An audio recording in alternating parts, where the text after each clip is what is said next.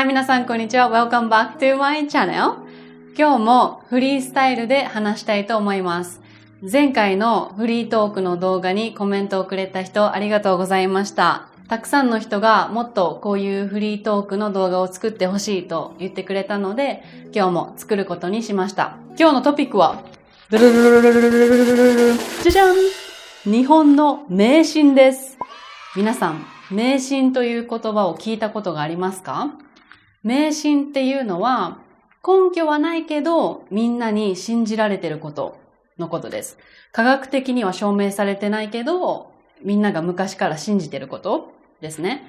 例えば、海外と日本で共通してる迷信といえば、四つ葉のクローバーですね。皆さんも多分知ってると思うんですけど、四つ葉のクローバーを見つけたらいいことがあると言われていますよね。これは日本でも同じです。でも、海外にはない日本の迷信もたくさんあると思うので、今日は私が面白いなと思った迷信を紹介したいと思います。今は科学でいろんなことが証明されてるけど、昔の人は科学がなかったので、見えないものの力をみんな信じていたと思います。特に日本人は昔から見えないものを信じてきた民族です。だから日本には昔から伝わる迷信がたくさんあります。日本語には縁起がいい、縁起が悪いという言葉があります。もともとは仏教から来た言葉なんですけど、簡単に言うと縁起がいいっていうのは何かいいことが起こりそうという意味で、縁起が悪いっていうのは何か悪いことが起こりそうという意味です。日本人は今でもこの縁起がいい、縁起が悪いということをすごく気にします。例えば、これは昔中国から伝わったことらしいんですけど、日本には吉日と凶日があります。吉日っていうのは縁起がいい日のことで、凶日っていうのは縁起が悪い日のことです。例えば、日本人は結婚とか会社を作るとか何か大切なことをするときは縁起がいい日を選びます。他には、例えば試験とか何か大切なことの前には神社にお参りに行ったり、お正月には縁起がいいおせちを食べたりもします。他にももっとたくさんあるんですけど、とにかく日本では運が良くなるように縁起がいいことをたくさんします。はい。だから日本人は昔から見えないものを信じてきた民族なので、日本にはたくさん迷信があるんだと思います。もちろん皆さんの国にも迷信があると思うので、今日はこのビデオを見ながら、コメントに自分の国の迷信を書いてみてください。で、今日紹介する迷信も昔から日本人が信じてきたことで、今でも結構多くの日本人が信じていることだと思います。はい。じゃあ、早速紹介したいと思います。じゃあ、始めましょう。はい。じゃあ、一つ目。一つ目は、朝に出る雲は殺しちゃいけないということです。はい。朝に出る雲は神様の使いだと言われています。神様からのメッセージを送ってくれる人っていうか、送ってくれる存在だと言われています。だから、朝、雲を見ても殺しちゃいけないって子供の頃から言われてました。朝、うちに雲が出たら、その日はすごくいい一日になると言われています。だから、朝雲は殺しちゃいけないんですね。で、面白いというかちょっと残酷なのが、夜出る雲は殺さなきゃいけないって言われています。でも、今では、雲は、他の虫を食べてくれるから殺さない人も多いです。でも昔は夜雲が出たら絶対に殺せって言われてたみたいです。ちょっと残酷ですよね。朝出る雲は神の使いで、夜出る雲は悪魔だと言われてたらしいです。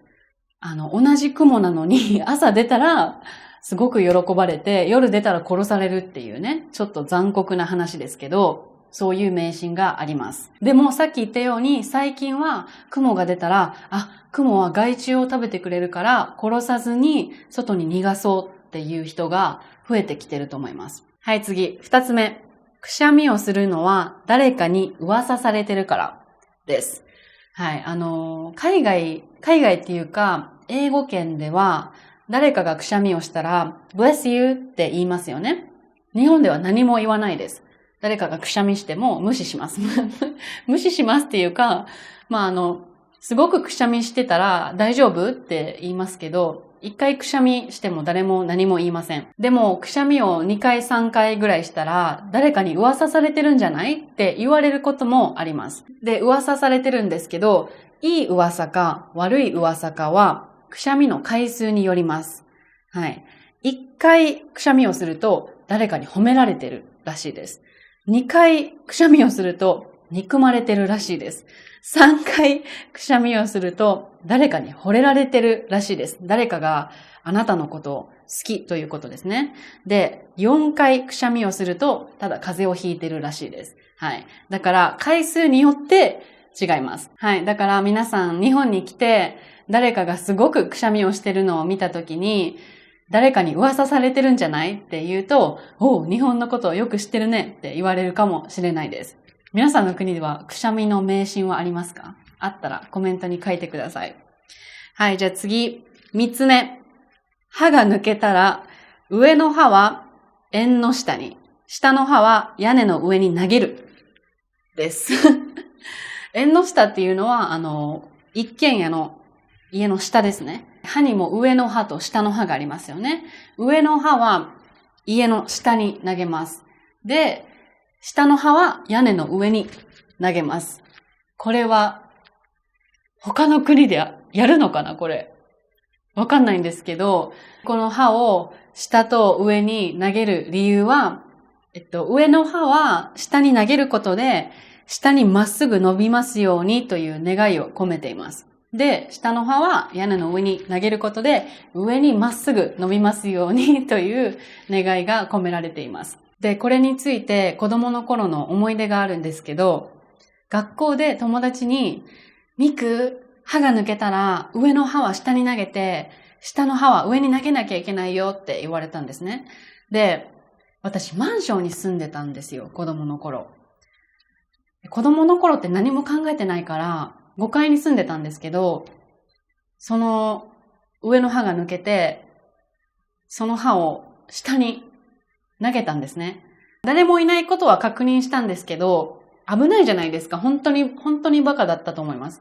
で、誰も何もなかったんですけど、誰もいなかったので大丈夫だったんですけど、後からお父さんかお母さんか忘れたんですけど、に、今日ね、上の歯が抜けたから、マンションのベランダから下に投げたよって言ったらちょっと怒られたのを覚えています。ミクそれ、下に人がいたらどうすんのって言われて、そっかってなったのを覚えています。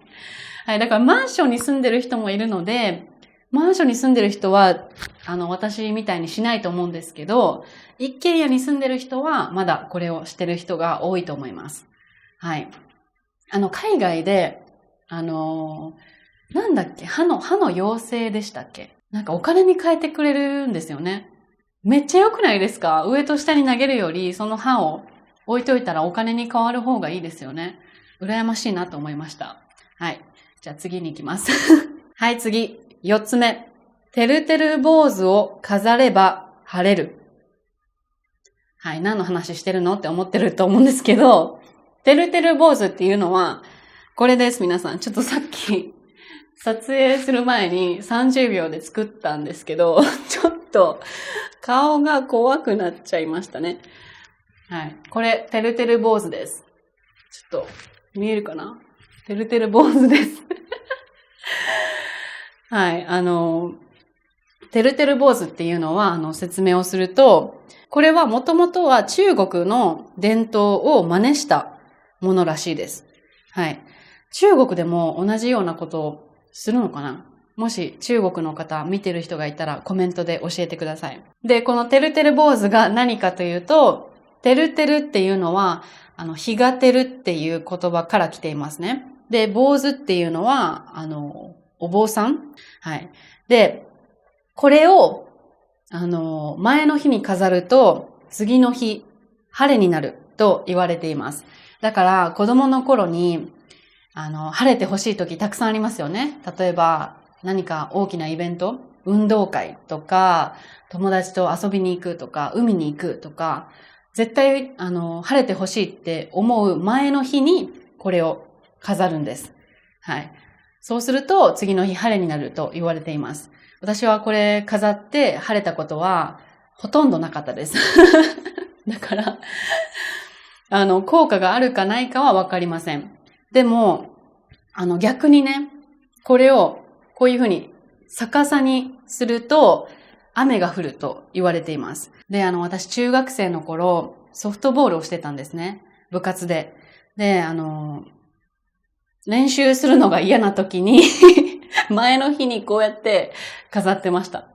はい。雨あまり降りませんでした。でも、今でもこれを飾ってる人います。これ本当はね、輪ゴムを使うんですけど、ちょっと輪ゴムがなかったので、紙ゴムでしました。でも本当は輪ゴムで作ります。はい。てるてる坊主でした。はい、じゃあ次、次最後ですね。最後。日本では夜しちゃいけないことがたくさんあります。はい。これは日本独特じゃないかな。一つ目は、例えば夜に爪を切っちゃいけないと言われています。私結構いつでも爪切っちゃうんですけど、忘れて夜に爪切ることもあるんですけど、夜に爪を切っちゃいけない理由は、夜爪っていう言葉があるんですね。で、夜に爪って書いても夜爪って読むし、世界の背に詰めるって書いても夜爪って読むんですね。で、この二つ目の夜爪の意味は、命が短くなることなんですね。だから、夜に爪を切ると夜爪になって命が短くなりますよ。早く死にますよ。ということです。はい。だから夜に爪を切っちゃいけないと言われています。はい。これは日本だけじゃないかな。夜爪っていう言葉から来てるので、日本だけだと思うんですけど、もし皆さんにも爪関係で何か迷信があったら教えてください。はい、次。夜しちゃいけないこと。二つ目は、靴下を履いたまま寝ちゃいけない。はい。これも日本だけじゃないかな。海外で靴下履いたまま寝てる人結構いるんじゃないかな。わかんないですけど、皆さん寝るとき靴下履きますか？靴下履いたまま寝たらちょっと暑くないですか？それちょっと関係ないんですけど、なんでダメだと言われてるかというと、亡くなった人に白い旅を履かせるんですね。だから夜寝るときに靴下を履くと、その亡くなった人が白旅を履いてるのを連想させるからダメだと言われています。これでもあんまり気にせずに寒いからって靴下履いて寝てる人もいると思いますね。今はそんなに気にしない人も多いと思うんですけど、昔は夜は靴下履いて寝ちゃダメって言われてたそうです。今でも靴下履いて寝たら危ないっていう人もいますけど、迷信ですね。はい。はい、次は、北枕はダメです。北枕っていうのは枕を北の方に向けて寝ることなんですけど、仏教でお釈迦様が亡くなった時に頭を北に置いたと言われています。だから北の方に頭を向けて寝ると、そのお釈迦様が亡くなった時を連想させるので、枕は北に向けちゃいけないと日本では言われています。日本人は昔から死を連想させるものを避けていました。はい。次もそうなんですけど、夜洗濯物を干しちゃいけないと言われています。っていうのは、昔は亡くなった人の着物を夜干してたらしいです。だから夜洗濯物を干すと、亡くなった人の着物を連想させるから、夜洗濯物を干しちゃいけないと言われています。はい。でも、これは、気にする人もいると思うし、気にせずに夜洗濯物を干す人もいると思います。はい。でも昔は多分しちゃいけなかったんだと思います。今はみんな忙しいので夜洗濯物をする人もいると思います。昔は特に死を連想させるものをすごく避けてたみたいですね。はい。今でも数字の4と数字の9は縁起が良くないと言われています。っていうのは数字の4は死とも読めますよね。死と同じ音なので縁起が悪いと言われています。で、9は苦とも読めますよね。で、苦は苦しみという意味です。だから、音が同じなので、9も縁起が悪いと言われています。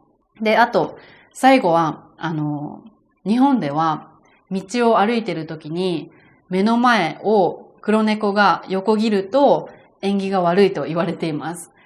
皆さんの国ではどうですか？黒猫の迷信はありますか？はい。日本にはもっとたくさんの迷信があるんですけど、全部話すと5時間ぐらいの動画になると思うので、今日は私が面白いなと思ったものを選びました。どうでしたか？皆さんの国と似てる迷信もありましたか？もし何か似てる迷信とか同じような迷信があったらコメントで教えてください。